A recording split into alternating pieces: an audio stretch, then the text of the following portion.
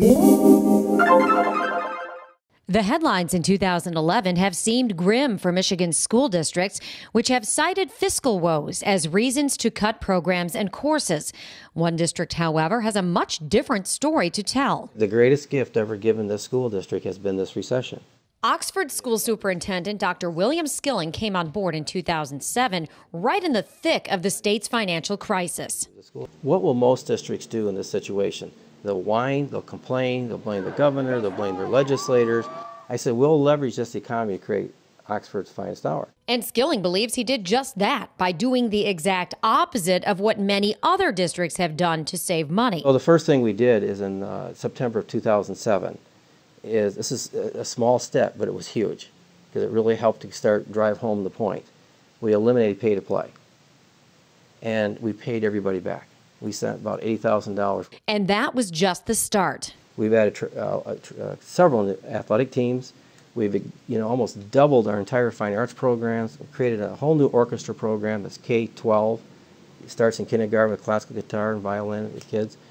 We've created the only 11-year required world language program where every student goes through a world language from kindergarten through 10th grade, mandatory. Once he conquered the bricks and mortar world, Dr. Skilling took Oxford schools to the rest of the world and brought the world to Oxford with a virtual learning program he says eventually will double enrollment. We're about 5,000 students right now. We expect to be 10,000 students within 5 years, with 50% of those students being virtual, never setting foot in one of our classrooms. Our access is to any student, anywhere, anytime, on demand. Skilling enlisted the help of Marty Johnson to expand and beef up the district's virtual program. Johnson says the program, geared toward credit recovery and enrichment, has stirred up a lot of interest. It's been great. It's starting to get a little crazy. It's been great.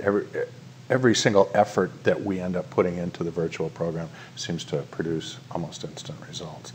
Anytime that the word gets out, whether it's in print or passing the word, or just since we opened these 2 labs up at the high school for the credit recovery and the enrichment classes, the buzz has started, and I think that's a big part of my phone ringing. Lachelle Pierre has spent some of her time in the classroom at Crossing Bridges, Oxford's new alternative high school, and the rest without stepping foot into a school building. In the classroom, you're distracted a lot because you have your friends there.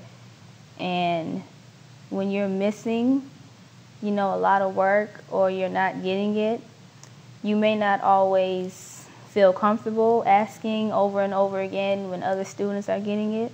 But if you're able to just work at your own pace, review what you need to review, it's easier.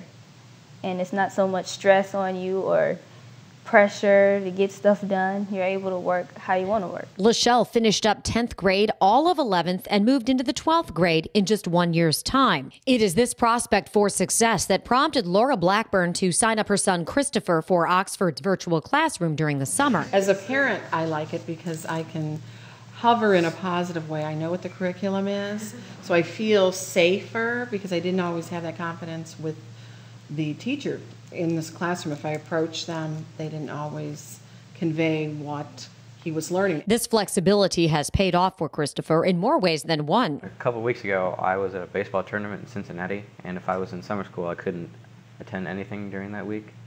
But since it's online, I just took my computer with me, and I just did classes right there in the hotel. Janet Schell teaches at both Crossing Bridges and online and says she's excited about the possibilities. I think all kids would benefit from virtual. That's the cool thing. I look at my classroom and think what would work best for each child?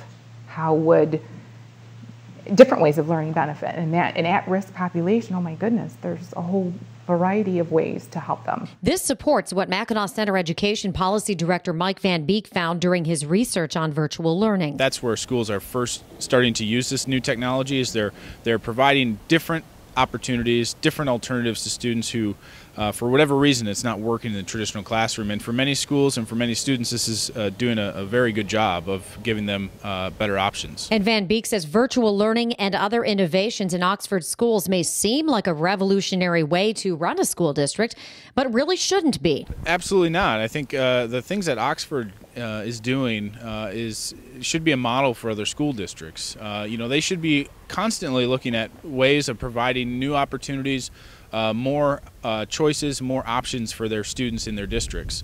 And using online learning is a way to do that that's cost effective and is exciting for kids. I actually like it better online because in the classroom I'm bored a lot because I'm usually doing it ahead and the teacher's trying to do everything out with other kids who are still behind. And instead of me trying to finish 6, 7 classes in 9, 10 months, I can be done half the time with all of my classes.